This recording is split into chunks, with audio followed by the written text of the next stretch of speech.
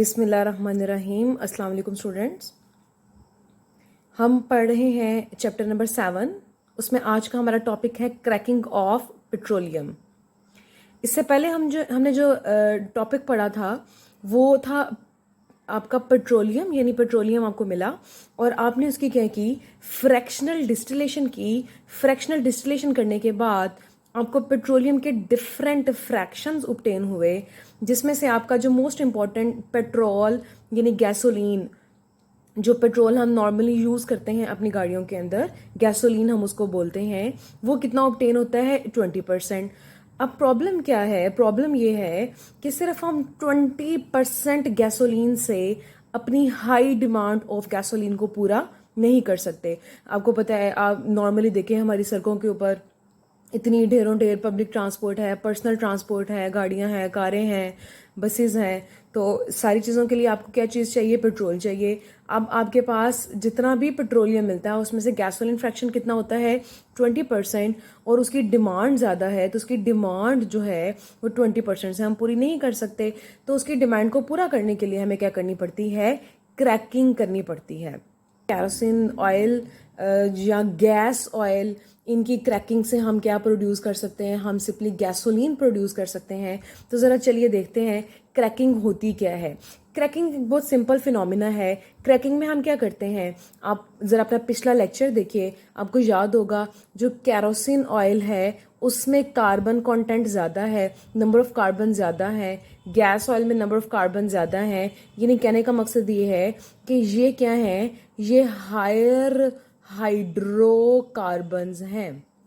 हमने पिछले लेक्चर्स के अंदर डिटेल में देखा था कि हाइड्रोकार्बन्स क्या होते हैं, hydrogen and carbon containing compounds. तो ये क्या है, हायर हाइड्रोकार्बन्स, यानी इनमें ज़्यादा कार्बन कंटेंट मौजूद है। जबकि आपका जो गैसोलीन है वो एक लोअर हाइड्रोकार्बन है। तो ये हो गया लोअर हाइड्रोकार्बन, यानी इसके अंदर कम कार्बन नंबर मौजूद है, यानी छोटा मॉलिक्यूल है। जबकि कैरोसिन ऑयल, गैस ऑयल वगैरह ये हायर हाइड्रोकार्बन्स हैं, ज़्यादा बड़े मॉलिक्यूल्स हैं, ज़्यादा कार्बन कंटेंट इसमें मौजूद है।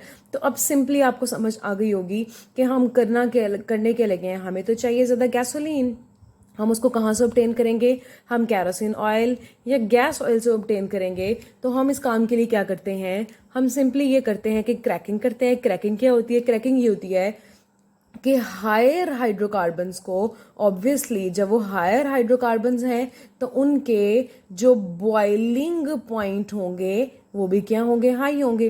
क्यों हाई होंगे? क्योंकि भाई उनके अंदर नंबर ऑफ कार्बन एटम ज़्यादा है। जितने नंबर ऑफ कार्बन एटम ज़्यादा होगा उतना उनका बॉन्ड ज़्यादा बनेगा, और आपको वो बॉन्ड ब्रेक करने के लिए ज़्यादा एनर्जी रिक्वायर्ड होगी।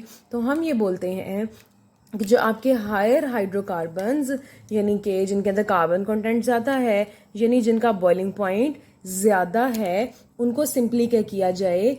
कन्वर्ट कर दिया जाए लोअर हाइड्रोकार्बन्स के अंदर, यानी कि ऐसे हाइड्रोकार्बन्स के अंदर जिनके कार्बन कंटेंट कम हो, यानी जिनका बॉइलिंग पॉइंट कम हो। तो यहाँ से हमें डेफिनेशन समझ लगी क्रैकिंग की। बेसिकली क्रैकिंग की डेफिनेशन क्या है? बाय डेफिनेशन क्रैकिंग ये है, the conversion of higher hydrocarbons having higher boiling point into lower hydrocarbons having low boiling point। तो इसको हम क्या बोलते हैं? क्रैकिंग। चलें देखते हैं, एक अपना रिएक्शन लिखते हैं हम। मिसाल के तौर पर आपके पास एक हाइड्रोकार्बन है, let's say 16 carbon containing hydrocarbon, यानी C16H34। ये मैंने एक सिंपल अल्केन लिया है। तो C16H34 हमें ये पता चला कि इसमें क्या है, कार्बन नंबर ज़्यादा है। इसको हम कन्वर्ट कर देंगे लो हाइड्रोकार्बन्स के अंदर, यानी कि लेट्स से ये कन्वर्ट हो जाएगा C7 H14।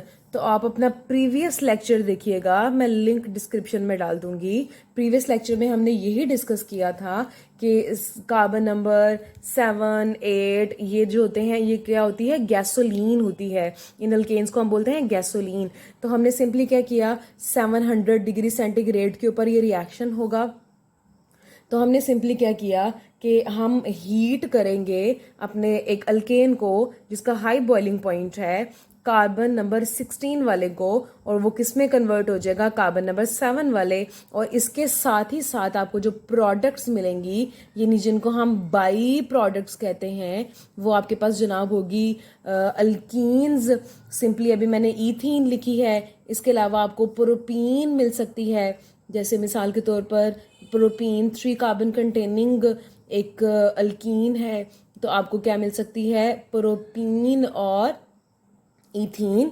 तो ये आपके पास क्या हो गया, आपके पास high hydrocarbon containing high boiling point, वो कन्वर्ट हो गए low hydrocarbon containing low boiling point, और इस चीज़ को हम कहते हैं क्रैकिंग। इस कन्वर्जन को, इस प्रोसेस को हम बोलते हैं क्रैकिंग। साथ ही साथ आपको बाय प्रोडक्ट्स मिल गए जिनके अंदर ईथीन शामिल है, जिनके अंदर प्रोपीन शामिल है, सो ऑन। आपके पास कुछ हाइड्रोकार्बन से बेंजीन आ सकती है, मतलब इस तरह से बहुत सारे बाय प्रोडक्ट्स ऑब्टेन हो सकते हैं। तो ये एक बेसिक फिनोमिना था आपका क्रैकिंग। अब आपके पास क्रैकिंग जो है वो सिंपली 3 टाइप्स की हो सकती है, यानी कि आप कह सकते हैं कि मे बी आपकी क्रैकिंग जो है वो है जी थर्मल क्रैकिंग। क्या है जी लफज, थर्मल क्रैकिंग। तो थर्मल क्रैकिंग हो सकती है, नाम से ही जाहिर है कि थर्मल का क्या मतलब होगा। हमेशा याद रखें जहाँ कहीं भी लफज आ जाए, ये थर्म, ये मैंने हाईलाइट किया है, THERM, थर्म, ये हमेशा किसके लिए इस्तेमाल होता है, ये हमेशा इस्तेमाल होता है हीट के लिए।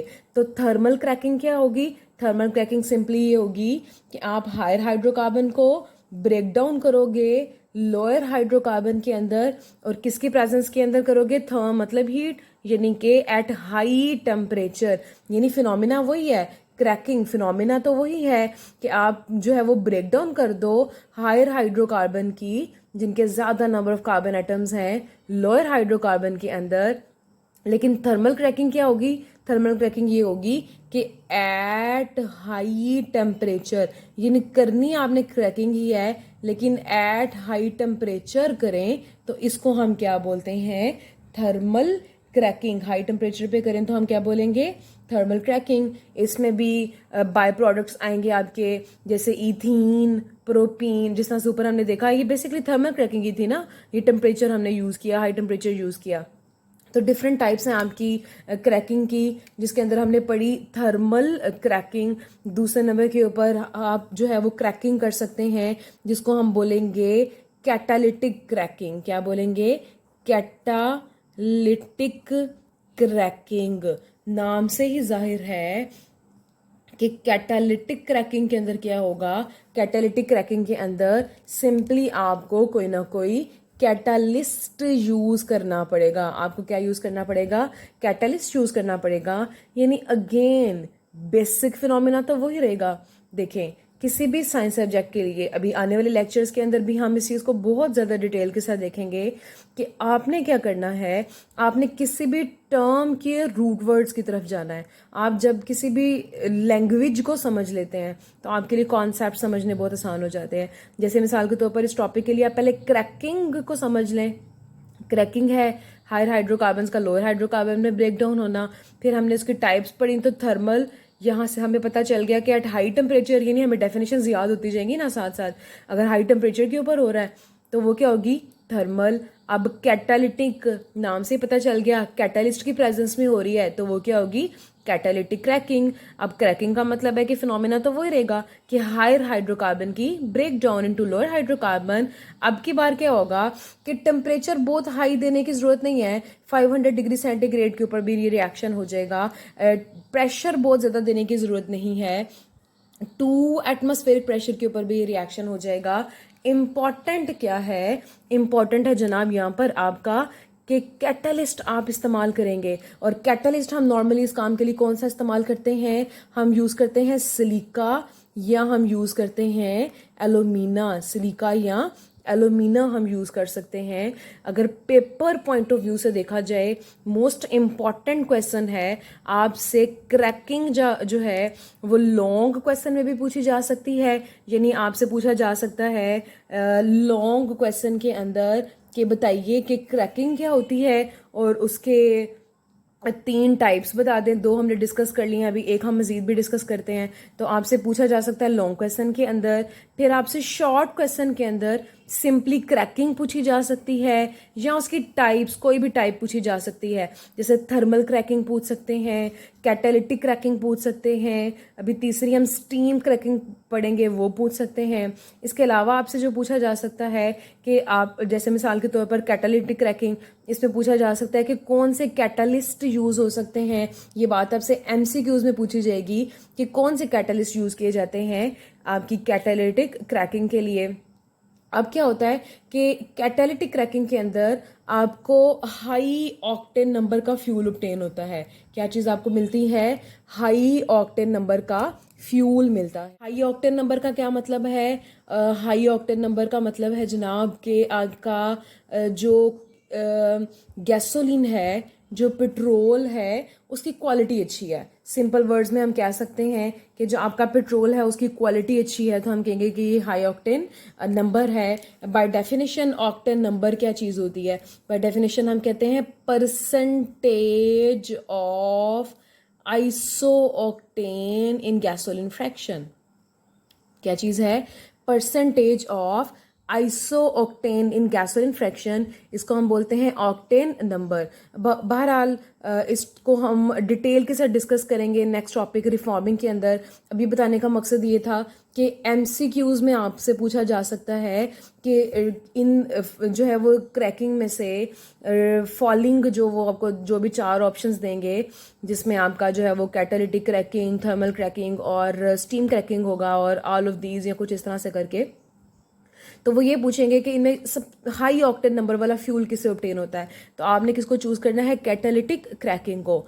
बहरहाल चलते हैं अपने नेक्स्ट टाइप की तरफ, जो कि है स्टीम क्रैकिंग। तो हमने 2 टाइप्स पढ़ ली हैं, अब हम तीसरी टाइप की तरफ आ गए हैं, स्टीम क्रैकिंग।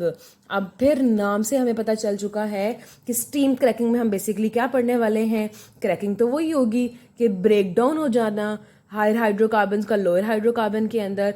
अब क्या होगा कि वही जो आपके हाइड्रोकार्बन्स हैं उनकी ब्रेकडाउन होगी, उनको हम लेंगे in vapour phase. Vapour phase समझते हैं?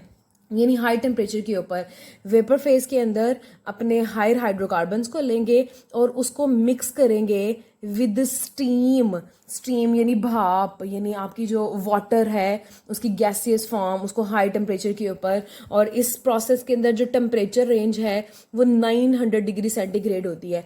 यानी बाय डेफिनेशन स्टीम क्रैकिंग क्या बनेगी? Break down of higher hydrocarbon, लेकिन उन हायर हाइड्रोकार्बन को हम क्या लेंगे? इन वेपर फेज, और उसके अंदर हम मिक्स करेंगे स्टीम एट 900 डिग्री सेंटीग्रेड। उसकी ब्रेकडाउन हो जाएगी लोअर हाइड्रोकार्बन के अंदर, फिर हम उसको कूल कर लेंगे और ये आपके पास जो है वो लोअर हाइड्रोकार्बन आ गए। इस चीज़ को हम क्या बोलते हैं? Steam cracking.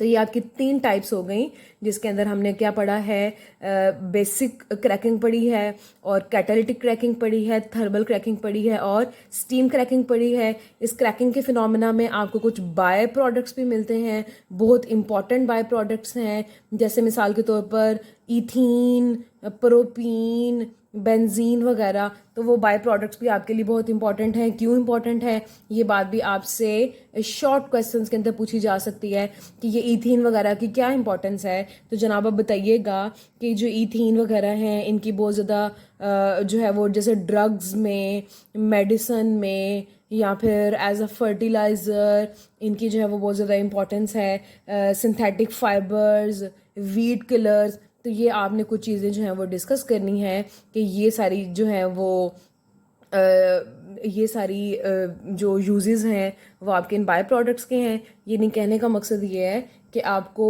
एक तो मेन प्रोडक्ट बहुत इंपॉर्टेंट मिल रही है और उसके साथ बाय प्रोडक्ट भी बहुत यूज़फुल है। तो ये था आपका क्रैकिंग। नेक्स्ट टॉपिक के अंदर इंशाल्लाह हम रिफॉर्मिंग पढ़ेंगे। नई वीडियो के साथ मिलते हैं इंशाल्लाह। इस टॉपिक से रिलेटेड आपको कोई भी क्वेश्चन हो आप कमेंट सेक्शन में लिखिए और इंशाल्लाह मैं पूरी कोशिश करूँगी कि आपके हर क्वेश्चन को आंसर दूँ। ओके, थैंक यू, अल्लाह हाफिज़।